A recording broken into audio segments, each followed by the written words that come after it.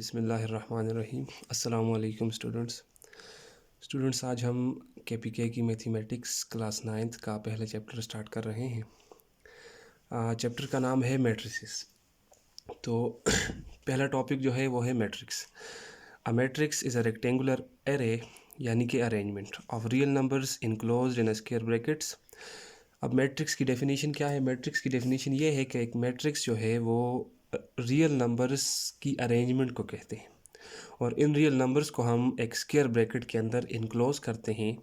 तो जब भी हम किसी भी रियल नंबर्स को एक स्क्वायर ब्रैकेट के अंदर इनक्लोज करें तो हम कहेंगे कि ये क्या है? मैट्रिक्स है।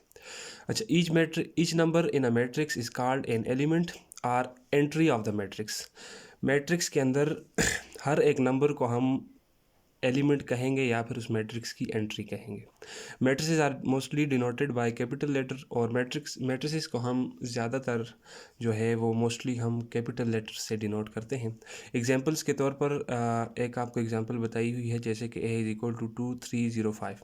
अब यहाँ पर 2305 ये सारे क्या हैं? रियल नंबर्स हैं, और इन रियल नंबर्स को हमने किसके अंदर इनक्लोज किया हुआ है? एक स्क्वायर ब्रैकेट के अंदर। ठीक है। अब इसके अंदर जो 2 है वो इस मैट्रिक्स का क्या है? एलिमेंट है। इसको एलिमेंट भी कह सकते हैं या फिर एंट्री ऑफ द मैट्रिक्स भी कह सकते हैं। इस तरीके से 3 भी एक एलिमेंट है, 0 भी एलिमेंट है, और 5 भी एलिमेंट है। एक दूसरी एग्जांपल है C = 100256। अब ये भी एक मैट्रिक्स है, क्योंकि ये यहाँ पर सारे जो हैं वो रियल नंबर्स हैं, और इनको हमने एक स्क्वायर ब्रैकेट के अंदर इनक्लोज किया हुआ है। अगला जो टॉपिक है वो है rows and columns of a matrix. अच्छा, the rows of a matrix run horizontally and the columns of a matrix run vertically. अब क्या होगा? किसी भी मैट्रिक्स के अंदर जब हम हॉरिजॉन्टली रन करेंगे, यानी कि लेफ़्ट से राइट की तरफ जब रन करेंगे, तो वो हमारे पास क्या होगा? किसी मैट्रिक्स की रोज़ कहलाएंगी। और इसी तरीके से जब हम किसी मैट्रिक्स के अंदर वर्टिकली रन करेंगे, यानी कि ऊपर से नीचे की तरफ रन करेंगे, तो वो हमारे पास उस मैट्रिक्स की क्या कहलाएगी? कॉलम कहलाएगा। तो इस अगर एग्जांपल में हम देखें तो पहली रो में कितने एलिमेंट हैं? ये 2 एलिमेंट हैं। 2 और 3 ये पहली रो है, 2 और 0 ये पहला कॉलम है।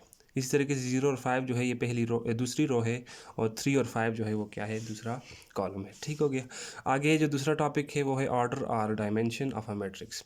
तो ऑर्डर और डायमेंशन ऑफ अ मैट्रिक्स क्या है? The number of rose and columns that a matrix has is called order of matrix. यानी कि किसी मैट्रिक्स के अंदर कितनी नंबर ऑफ रोज़ हैं और कितने नंबर ऑफ कॉलम्स हैं, उसको हम किसी भी मैट्रिक्स का ऑर्डर या फिर उसका डायमेंशन कहते हैं।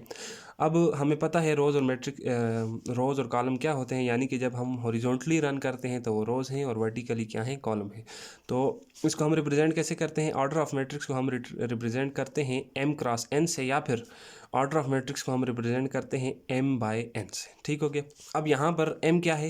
Here m represents number of rows and n represent number of columns. यहाँ पर m जो है वो नंबर ऑफ रोज़ हैं, और n किसको रिप्रेजेंट कर रहा है? नंबर ऑफ कॉलम्स को। यहाँ पर एक बात नोट करने की है कि order of matrix is also called dimension और साइज ऑफ मैट्रिक्स। तो अक्सर एग्जाम में आता है ऑर्डर की जगह वो डायमेंशन या फिर साइज़ का लफ्ज़ यूज़ करते हैं, तो स्टूडेंट्स कंफ्यूज हो जाते हैं। यहाँ से आपने कंफ्यूज नहीं होना। जो है डायमेंशन या फिर साइज़ का लफ्ज़ जो है वो भी ऑर्डर ऑफ द मैट्रिक्स के लिए यूज़ होता है। एग्जाम्पल में चेक करें, ये एग्जाम्पल है एक मैट्रिक्स है D 2, 5, 1 और 3 इसके एलिमेंट्स हैं। अब इसका ऑर्डर क्या होगा? हमने कहा था कि ऑर्डर ऑफ द मैट्रिक्स हमने पीछे पढ़ा था, क्या है? Order of matrix the number of rose and columns. तो ये बात याद रखनी है कि किसी मैट्रिक्स के अंदर कितनी नंबर ऑफ रोज हैं और कितने नंबर ऑफ कॉलम्स हैं, उसको हम उस मैट्रिक्स का ऑर्डर कहते हैं। तो यहाँ पर ऑर्डर ऑफ मैट्रिक्स क्या होगा? देखें, as number of rows is equal to 2। उसमें नंबर ऑफ रोज कितनी थी? 2, और नंबर ऑफ कॉलम भी कितने थे? 2। सो ऑर्डर इज 2/2 और 2×2। हमने कहा था ना कि ऑर्डर ऑफ मैट्रिक्स को हम रिप्रेजेंट या तो m×n से करते हैं एक बात, या फिर हम उसको m/n से करते हैं। ठीक हो गया। तो m किसको रिप्रेजेंट करता है? रोज़ को, और n किसको रिप्रेजेंट करता है? कॉलम्स को।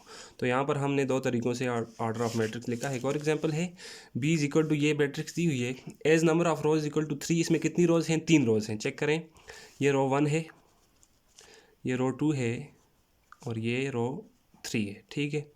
और इस तरीके से ये जो है ये आपका पहला कॉलम है, और ये आपका दूसरा कॉलम है। तो यहाँ पर नंबर ऑफ रोज 3 हैं और नंबर ऑफ कॉलम 2 है। तो ऑर्डर ऑफ मैट्रिक्स क्या होगा? So order of matrix is equal to 3/2। मैंने क्या कहा था? जो m है वो रिप्रेजेंट करता है रोज़ को, और n जो है वो रिप्रेजेंट करता है कॉलम्स को। तो यहाँ पर 3/2 का मतलब है 3 रोज हैं और 2 कॉलम्स। इसी तरीके से ऑर्डर ऑफ मैट्रिक्स 3x2 भी हम लिख सकते हैं। अच्छा, नेक्स्ट जो टॉपिक है वो है लास्ट टॉपिक है इस एक्सरसाइज का, वो है इक्वल मैट्रिक्स। अब इक्वल मैट्रिक्स क्या है, देखें, 2 matrices are equal when they have same order and their corresponding elements are same. 2 matrices उस वक्त इक्वल होती हैं जब उनका ऑर्डर भी सेम हो और उनके कोरस्पॉन्डिंग एलिमेंट्स भी सेम हो। अब जी कोरस्पॉन्डिंग एलिमेंट क्या है? फॉर एग्ज़ाम्पल हमारे पास 2 मैट्रिसेस हैं, हम यहाँ पर लिख लेते हैं। मैट्रिक्स ए जो है वो है 2 5 0 1, ठीक है, और इस तरीके से मैट्रिक्स बी जो है वो भी है 2 5 0 1। अब ये दोनों मैट्रिसेस इक्वल हैं, क्यों? एक तो इनके अंदर इनका ऑर्डर सेम है। ऑर्डर क्या है? Number of rose and number of column. देखें, पहली मैट्रिक्स के अंदर कितनी रोज हैं? 1 2। दूसरे के अंदर कितनी रोज हैं? 1 एंड और 2। अब इसी तरीके से कॉलम कितने हैं? 1 एंड 2। इसमें भी कितने कॉलम हैं? 1 एंड 2।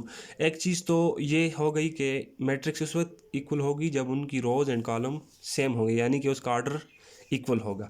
और दूसरी शर्त दोस्त ने रखी है वो ये है कि उसके कोरिस्पॉन्डिंग एलिमेंट सेम हो। अब कोरिस्पॉन्डिंग एलिमेंट का मतलब ये है कि अगर यहाँ पर 2 है तो यहाँ पर भी क्या हो? 2 हो। यहाँ पर 5 है तो यहाँ पर भी क्या हो? 5 हो। यहाँ पर 0 है तो यहाँ पर भी 0 हो, और यहाँ पर 1 है तो यहाँ पर भी 1 हो। तब जाकर ये मैट्रिक्स क्या होगी? इक्वल होगी। अच्छा, एक्सरसाइज की तरफ चलते हैं। जो पहला क्वेश्चन है आपकी बुक में वो है which of the following are square and which are rectangular matrices. अच्छा, कौन सी मैट्रिक्स जो है स्क्वायर है और कौन सी रेक्टेंगुलर? मैंने सारे क्वेश्चन नहीं किए, सिर्फ 3-4 पार्ट मैंने किए हैं, बाकी आप लोगों ने खुद करने हैं।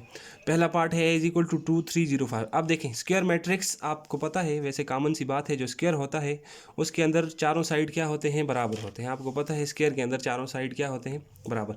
तो यहाँ पर देखें, स्क्वायर मैट्रिक्स, इस मैट्रिक्स को हम देखते हैं ये स्क्वायर है या rectangular. As number of rows equal to number of column. चूंकि नंबर ऑफ रोज जो हैं वो बराबर है नंबर ऑफ कॉलम के, इसलिए हम कहते हैं कि मैट्रिक्स क्या है? स्क्वायर मैट्रिक्स है। दूसरी बी के अंदर चेक करें तो यहाँ पर as number of rows is not equal to number of column. Number of rows जो है वो नंबर ऑफ कॉलम के इक्वल नहीं है, so it is rectangular matrix, इसीलिए इसको हम कहते हैं रेक्टेंगुलर मैट्रिक्स।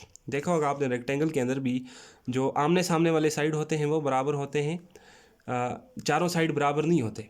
तो यहाँ पर भी आप अगर चेक करें तो number of rows number of column के इक्वल नहीं है, इसलिए हम कहते हैं कि ये मैट्रिक्स क्या है? रेक्टेंगुलर मैट्रिक्स है। और जो तीसरा पार्ट है उसके अंदर d इज इक्वल टू -5 है। यहाँ पर स्टूडेंट कंफ्यूज होते हैं, इसलिए मैंने ये वाला क्वेश्चन होती है। तो देखें, इस number of rows equal to 1 is equal to number of column. चूँकि यहाँ पर नंबर ऑफ़ रोज़ देखें एक ही रो है और कॉलम भी कितना है? एक ही है, तो हम कहेंगे कि ये कौन सी मैट्रिक्स है? स्क्वायर मैट्रिक्स है। ठीक हो गया। अच्छा, इसके बाद आगे चलते हैं। List the order of the following matrices. अब फॉलोइंग मैट्रिसेस का ऑर्डर हमने लिखना है। ऑर्डर हमने पहले आपको मैंने समझाया था। देखिए, मैट्रिक्स है A is equal to 1 2 -1 3 4 and 2। तो as number of rows equal to 2। कितनी रोज हैं? 1 और 2 रोज हैं। And number of column is equal to 3। कितने कॉलम हैं? 1 2 एंड 3। सो ऑर्डर क्या होगा? Order is 2/3 or 2 cross 3। हमने कहा था कि हम ऑर्डर को m/n भी लिख सकते हैं और m क्रॉस n भी लिख सकते हैं। इस तरीके से दूसरा क्वेश्चन है b इज इक्वल टू -4। यहाँ पर as number of rows equal to 1 and number of columns is equal to 1। Number of rows यानी कि एक ही रो है और एक ही कॉलम है। सो ऑर्डर ऑफ मैट्रिक्स इज 1/1। तो यहाँ पर मैट्रिक्स का ऑर्डर क्या होगा? 1/1 होगा। ठीक है। अच्छा, तीसरा पार्ट चेक करें। एफ इज इक्वल टू, ये एक मैट्रिक्स है, इसका ऑर्डर लिखना है। तो as number of rows equal to 3। कितनी रोज हैं? 1 2 एंड 3। इस तरीके से नंबर ऑफ कॉलम कितने हैं? 1 2, 2 ही कॉलम हैं। तो ऑर्डर ऑफ मैट्रिक्स क्या होगा? 3/2। याद रखना है, पहले आप नंबर ऑफ रोज लिखेंगे, बाद में नंबर ऑफ कॉलम लिखेंगे। ठीक है। अच्छा, क्वेश्चन नंबर 3 है if A is equal to this give the following element. हमें कहा गया है कि फॉलोइंग एलिमेंट, वो एलिमेंट, ये वाले एलिमेंट है, ये हमने देने हैं। तो मैंने आपकी आसानी के लिए ये लिख लिया है, पहले चेक करें।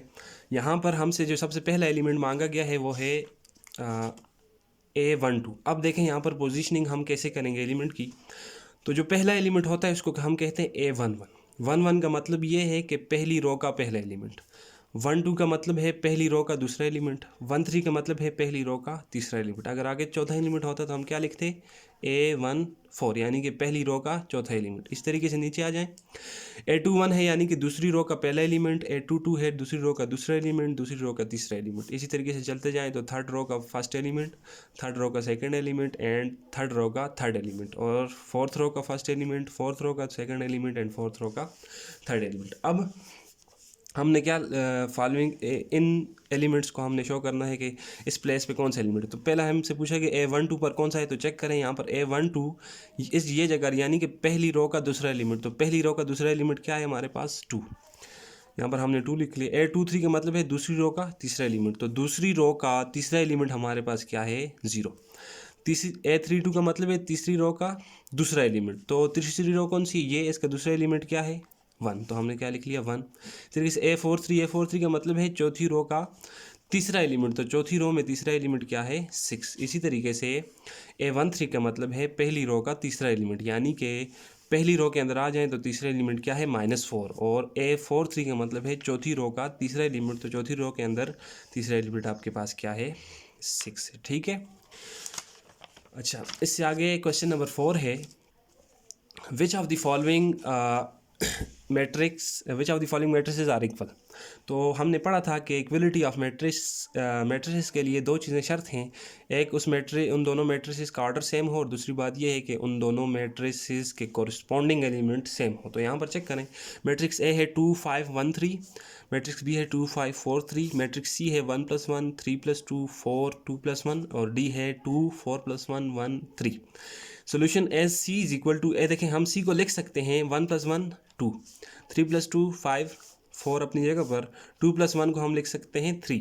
इसी तरीके से and D is equal to 2, 4 + 1 को हम 5 लिख सकते हैं, ये 1 है, और 3 को हम 3 लिख सकते हैं। सो यहाँ पर चेक करें तो जो मैट्रिक्स ए है वो डी के बराबर आ रही है। कैसे, मैट्रिक्स ए के अंदर चेक करें 2 5 1 3, तो यहाँ पर क्या है 2 5 1 3। ठीक हो गया। तो ए और डी का ऑर्डर भी सेम है, यानी कि 2 रोज़ हैं और 2 कॉलम हैं, यहाँ पर भी 2 रोज़ हैं और 2 कॉलम हैं। और एक और चीज़ जो शर्त थी वो क्या है कि कॉरस्पॉन्डिंग एलिमेंट सेम हो, तो कॉरस्पॉन्डिंग 2 2 5 5 1 1 एंड 3 तो यहाँ पर चेक करें ए और डी का ऑर्डर भी सेम है और ए और डी के कॉरस्पॉन्डिंग एलिमेंट भी क्या है, सेम है। तो हम लिख सकते हैं so A and D are equal, that is A is equal to D. इस तरीके से B and C are equal, that is B is equal to C. B में चेक करें तो यहाँ पर भी 2, सी में यहाँ पर भी 2, यहाँ पर 5 तो यहाँ पर भी 5, यहाँ पर 4 तो यहाँ पर भी 4, यहाँ पर 3 तो यहाँ पर भी 3। ऑर्डर तो ऑलरेडी सेम है तो कॉरस्पॉन्डिंग एलिमेंट भी सेम हो गए, तो ये दोनों मैट्रिक्स आपस में सेम है। क्वेश्चन नंबर 5 है, let A is equal to 2 - 3 u0 and B is equal to v - 3 5 w।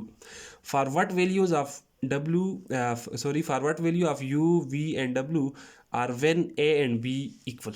कहता है कि u v और w की जगह हम कौन से नंबर पुट करें कि a और b मैट्रिक्स आपस में क्या हो जाएं, इक्वल हो जाएं। तो हम आपको बताया था मैंने कि दो मैट्रिसेस उस वक्त इक्वल होती हैं जब उनका आर्डर तो सेम हो लेकिन उनके कोरिस्पॉन्डिंग एलिमेंट भी सेम हो। तो चेक करें, as A and B are equal, so देखें हमें कहा गया है कि ए और बी इक्वल हैं, ये बताएं कि यहाँ पर यू वी और डब्ल्यू की वैल्यू क्या होगी। तो देखें हम इनको इस तरीके से लिख सकते हैं, नाउ कंपेयर द कोरिस्पॉन्ड। अब हमने क्या करना है, कोरिस्पॉन्डिंग एलिमेंट को कंपेयर करना है। तो 2 के कोरिस्पॉन्डिंग क्या है, वी, तो 2 इज इक्वल टू वी, यानी कि वी की जगह क्या हो 2। अगर यहाँ पर v की जगह 2 हो तो तब जाकर ये इसके बराबर होगा। इसी तरीके से दूसरा जो एलिमेंट है वो क्या है, u इज़ इक्वल टू 5, यानी कि u इज़ इक्वल टू 5 का मतलब ये है कि u की जगह हम अगर 5 पुट करें तो फिर ये और ये क्या होंगे, इक्वल होंगे। इस तरीके से 0 के कॉरस्पॉन्डिंग जो एलिमेंट है वो w है, यानी कि w की जगह अगर हम 0 पुट करेंगे यहाँ पर तो फिर ये दोनों आपस में क्या होंगे, बराबर होंगे। ठीक हो गया।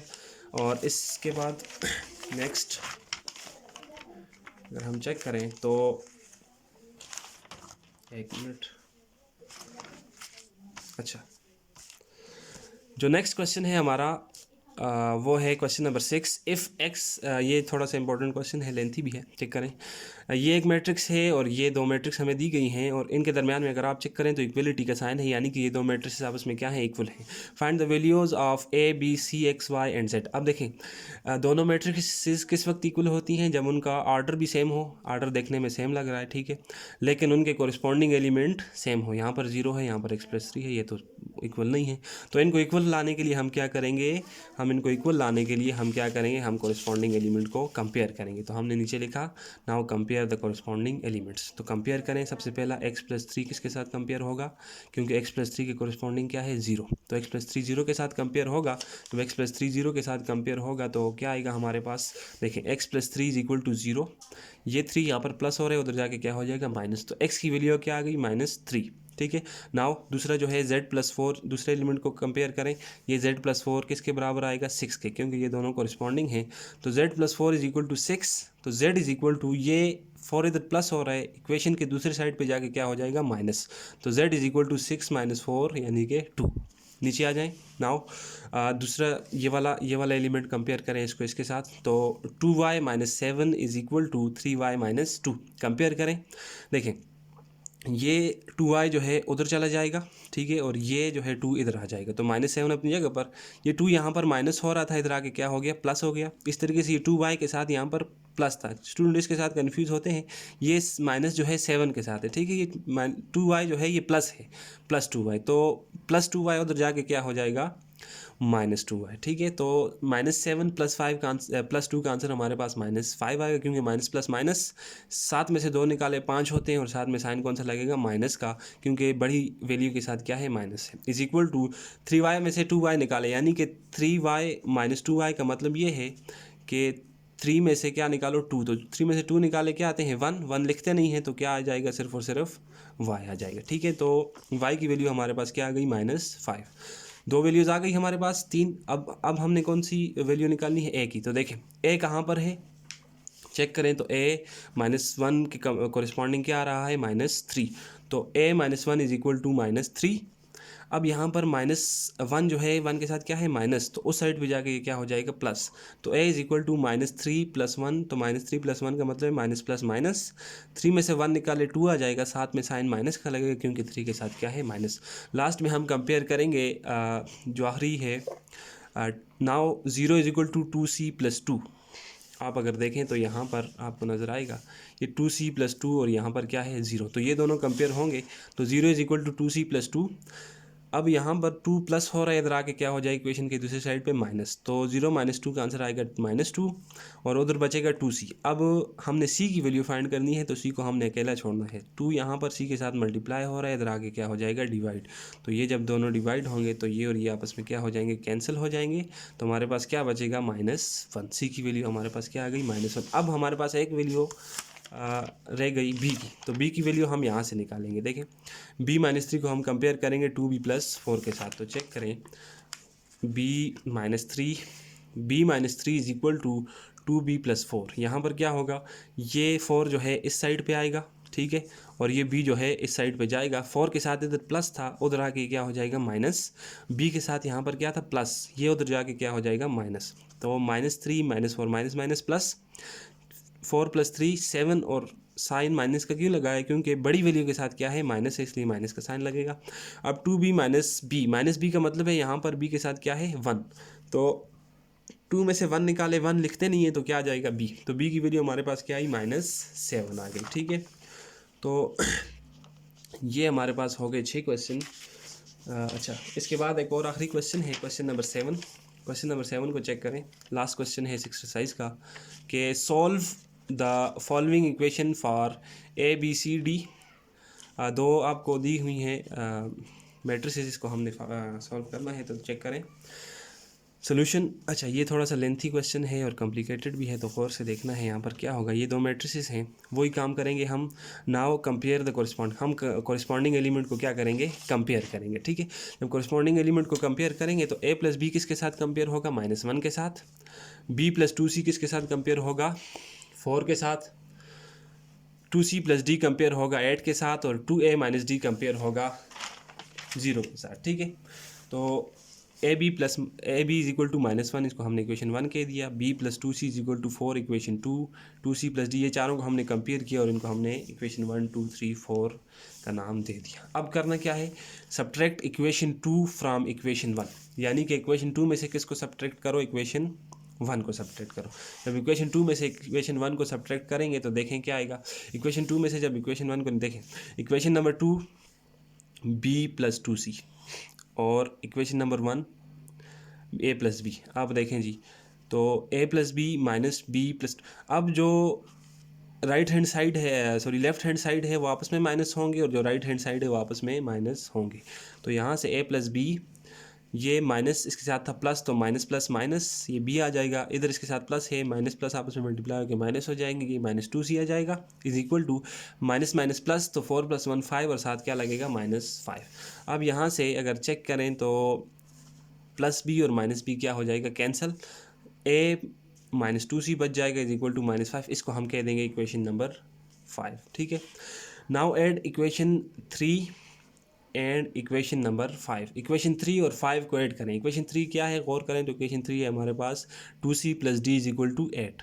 तो इक्वेशन 3 और 5 को ऐड करें, लिखें 2c plus D plus equation 5 क्या है, a माइनस 2c, ये हमने अभी निकाली थी। मैंने आपसे कहा था कि लेफ्ट हैंड साइड आपस में ऐड होंगे और राइट हैंड साइड आपस में ऐड होंगे। ठीक है, तो यहाँ से 2c प्लस डी अपनी जगह पर, प्लस a अपनी जगह पर और ये -2c अपनी जगह पर is equal to 8 plus minus minus और ये 5।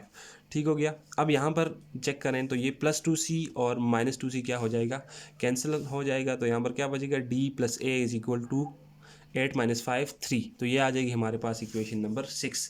अब हमने क्या करना है, now add equation number 4 and equation number 6। Equation number 4 क्या है हमारे पास, इक्वेशन नंबर 4 है 2a - d is equal to 0। तो इनको हमने ऐड करना है, लिखें 2a - d प्लस ऐड करना है ना, d प्लस a, ये इक्वेशन नंबर 6 है, इन दोनों को हमने ऐड किया इज इक्वल टू, इधर इक्वेशन नंबर 4 में इधर क्या था 0, वो ऐड होगा किसके साथ, 3 के साथ। ठीक है, तो यहाँ से अगर चेक करें तो -d और +d आपस में कट जाएंगे, तो क्या बचेगा 2a + a। 2a + a का मतलब है 3a, 0 + 3 का आंसर 3 आएगा। तो 3a इज इक्वल टू 3। तो यहाँ से हमने a की वैल्यू निकालनी है, 3 इधर a के साथ मल्टीप्लाई हो रहा है, इक्वेशन के दूसरे साइड पे जाएगा तो उसके साथ क्या हो जाएगा, डिवाइड हो जाएगा। तो ये दोनों आपस में कैंसिल हो जाएंगे, a की वैल्यू हमारे पास क्या आ जाएगी, 1 आ जाएगी। ठीक है, इससे आगे ये चेक करें। अच्छा, अब हमने करना क्या है, put a is equal to 1 in equation number 1। a की वैल्यू हमने 1 निकाली थी ना, अगर हम चेक करें तो यहाँ पर मैं आपको दिखा देता हूँ, a की वैल्यू क्या आई थी हमारे पास 1। इसी वैल्यू को हमने क्या करना है, इक्वेशन नंबर 1 के अंदर पुट करना है। तो जब हम इसको इक्वेशन नंबर 1 के अंदर पुट करेंगे, इक्वेशन नंबर 1 क्या है ये मैं नीचे आपको बता देता हूँ। इक्वेशन नंबर 1 है a + b is equal to -1। तो a + b is equal to -1, इसलिए मैंने इक्वेशन 1 लिख ली यहाँ पर। तो a की जगह क्या पुट करना है, 1। तो ये a की जगह 1 आ जाएगा, b अपनी जगह पर इज इक्वल टू -1 अपनी जगह पर। यहाँ पर हमने b की वैल्यू फाइंड करनी है, a यहाँ पर क्या हो रहा है, प्लस हो रहा है, तो उधर जाके क्या हो जाएगा, माइनस। तो b इज इक्वल टू -1 अपनी जगह पर और ये +1 उधर आके क्या हो जाएगा, -1। तो -1 -1 यानी कि माइनस माइनस प्लस, 1 + 1 2 और साथ साइन कौन सा लगेगा, माइनस का लगेगा। तो b की वैल्यू भी आ गई। अब इस b की वैल्यू को हम इक्वेशन नंबर 2 में पुट करेंगे। इक्वेशन नंबर 2 क्या है, b + 2c is equal to 4, ये इक्वेशन नंबर 2 है। इसमें जब हम b की जगह -2 पुट करेंगे तो ये चेक करें, b की जगह हमने -2 लिखा, plus 2c is equal to 4। अब हमने c की वैल्यू फाइंड करनी है, तो c को इधर छोड़ेंगे, बाकी जितनी भी चीज़ें हैं उनको मूव करेंगे इक्वेशन के दूसरे साइड। तो चेक करें, -2 सबसे पहले मूव होगा, एक स्टेप में एक नंबर मूव होता है। तो -2 जब मूव होगा तो ये -2 तो जाके क्या हो जाएगा, +2। 2c इज इक्वल टू 4 + 2 और 2c इज इक्वल टू 4 + 2 का मतलब है 6। अब 2 इधर c के साथ मल्टीप्लाई हो रहा है तो इधर जाके क्या हो जाएगा, डिवाइड हो जाएगा। तो c is equal to 6 divide by 2 1 = 2 2 3 = 6। तो c की वैल्यू हमारे पास क्या आ जाएगी, 3 आ जाएगी। लास्ट है आखिरी, इस c की वैल्यू को हम पुट करेंगे इक्वेशन नंबर 3 के अंदर। इक्वेशन 3 क्या है, 2c + d is equal to 8। तो c की जगह हम क्या लिखेंगे, 3 लिखेंगे। तो 2 × 3 + d is equal to 8। 2 3 = 6 plus d अपनी जगह पर इज इक्वल टू 8। तो d की वैल्यू फाइंड करनी है, d को अकेला छोड़ेंगे, बाकी 6 जो है उधर चला जाएगा। 6 इधर हो रहा है प्लस, उधर जाके क्या हो जाएगा, -6। तो 8 - 6 का आंसर आएगा 2। तो d की वैल्यू भी हमारे पास क्या आ गई, 2 आ गई। तो ये थी हमारी आज की वीडियो। इस वीडियो में हमने एक्सरसाइज 1.1 टोटल क्या कर ली, कवर कर ली। Thank you.